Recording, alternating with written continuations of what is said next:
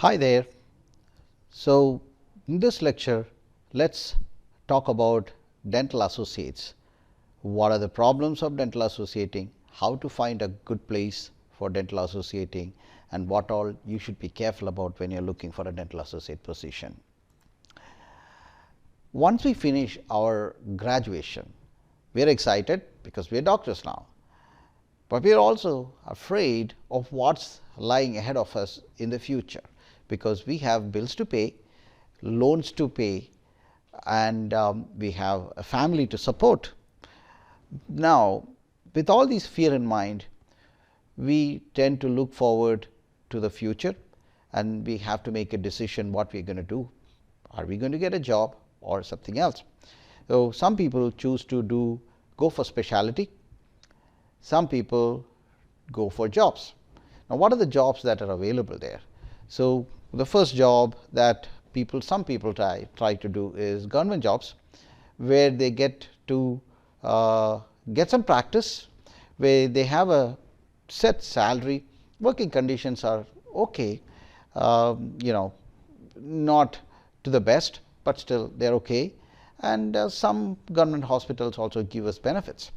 Armed forces, very good working condition, job security is there, and good place to start because you get a lot of practice there.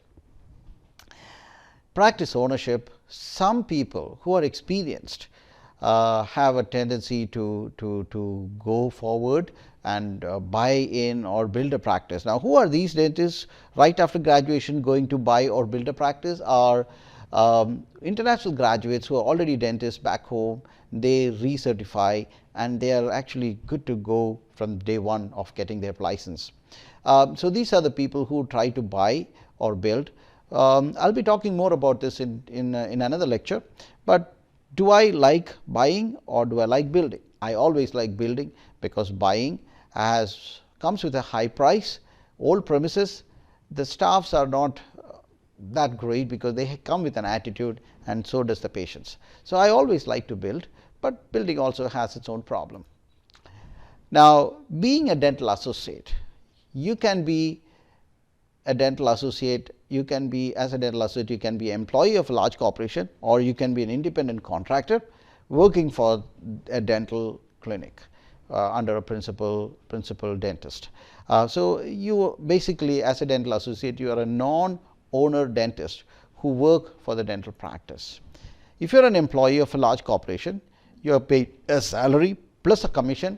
Then you have got all your benefits like insurance benefit, vacation time, sick time, you can call in sick, protected under the law because you have your protection, employee protection, but there are some continuing education requirements, target requirements that are some of the disadvantages. There is an employment contract that you have to sign. The work will always be or usually be supervised. There is a non-competition clause, there are some restrictions in the being an employee. As an independent contractor, you are not an employee, you pay your own taxes, you work on commission where you have to invoice the principal dentist. And as an advice, I always advise people to incorporate even as associates, because that adds a layer of protection. You are not exposed personally to anything, and make sure that there is an associate contract. So, now people ask, I don't want to sign a contract, but trust me, it's protection for you. Once a good contract is written, it's a way of protecting yourself.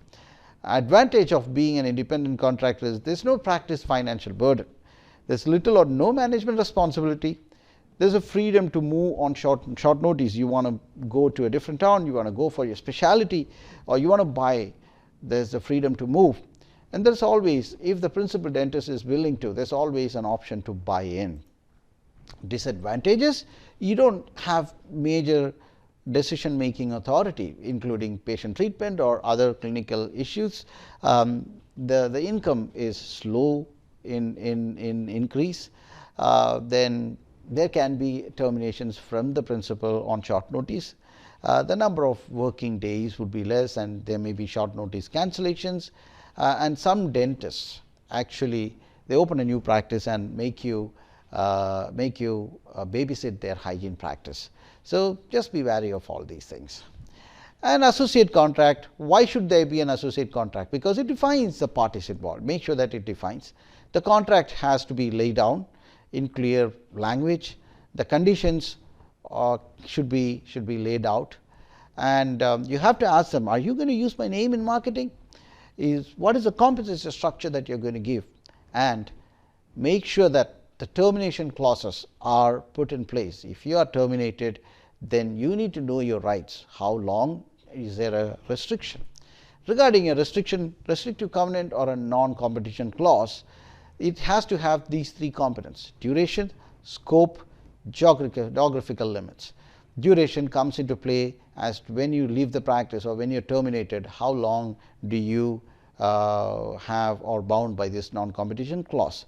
The scope of the scope involves, it is a general term regarding you cannot divulge the practice secrets, you cannot use the practice secrets, you cannot take the staffs and the patients. So, these are the scope of a non-competition clause, and the geographical limit, it defines within what kilometer that you cannot open a new practice.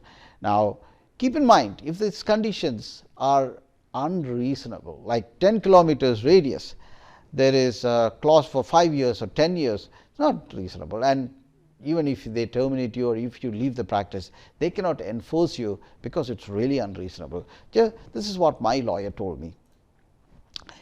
Thank you very much for your time. Thank you for listening. For all your practice needs, if you have any management problem, if you have any need to buy or build a place, to find a location, please do not hesitate to contact me, and I will be of immense help for you.